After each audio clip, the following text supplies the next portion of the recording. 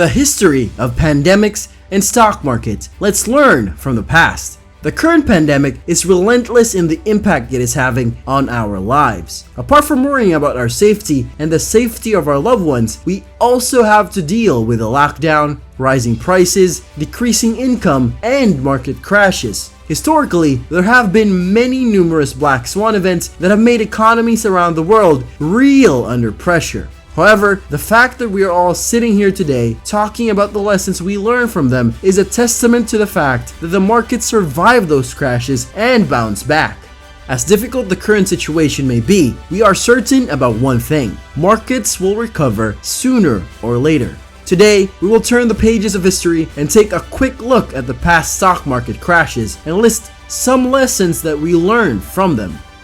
But before that, hello and welcome to MoneyIQ. Join our channel by hitting subscribe and clicking the bell icon to be updated on our new uploads. The economic consequences of historical epidemics and pandemics vary depending on location and era. The epidemics of the 18th and 19th centuries had limited financial effects, largely because they were localized epidemics that lasted a few months and not pandemics that affected the entire planet. Most securities holders were wealthy enough to relocate, leaving most of the suffering and death to the lower classes. Moreover, because different cities had their own stock exchanges, cross-market arbitrages prevented crashes in the city hit by an epidemic. However, as globalization emerged, worldwide pandemics created a different reality. Travel spread disease to all corners of the earth, and with it came investor panic. According to several economists, the similarities that were initially identified have turned out to be misleading. Yes, the markets have bounced back, just as they traded higher in the months after the pandemic's start 100 years ago. But a careful analysis of the two periods shows that economic uncertainty has been far higher during the current pandemic than it ever was then. To learn more about what the future may hold, we must examine periods other than the Spanish flu pandemic, ones that weren't as deadly but had much higher economic uncertainty than that crisis. Let's take a look at some historical market crashes. 1929, the Great Depression. 1946, post-World War II. 1961, Cold War concerns. 1968, high inflation and the Vietnam War. 1973, the end of the Bretton Woods monetary system. 1980, interest rate hikes and rise in unemployment. 1987, introduction of computerized trading. 2000, bursting of the dot-com bubble.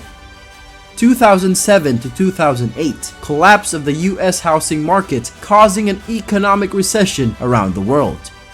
These are global events that had catastrophic effects on stock markets in most countries. However, markets always bounce back, and investors who weathered the storm earned good returns. To understand this, let's look at the stock market crash of 2007 to 2008 and how the markets recovered. So what did we learn? Lesson number 1. Don't fall prey to selling your investments in a panic. Understand the difference between a notional loss and a realized loss. Lesson number 2. Your investments, after analyzing the fundamentals of their underlying securities, usually during a market crash, some companies don't have the core strength to weather the storm. Ensure that you are investing in fundamentally strong securities. Lesson number 3.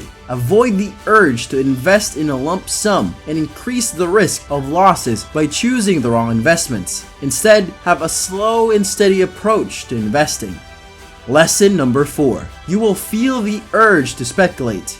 Don't. Stick with the basics of investments.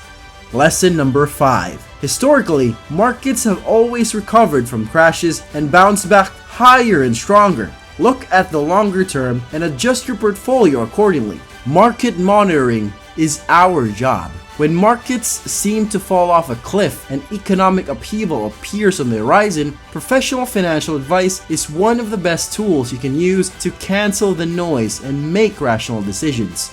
My team and I are closely monitoring leading indicators, research releases, and market movement. We are managing your portfolio, looking for opportunities and preparing strategies for multiple possible scenarios.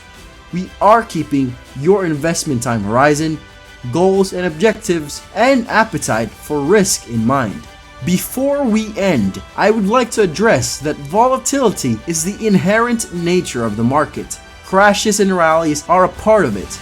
Also, when faced with a difficult situation, it is best to turn to history to learn some crucial lessons. As far as we can see, the best way to survive stock market crashes is by assessing your investment portfolio, holding on to good stocks, and keeping a long-term view. Stay calm and safe.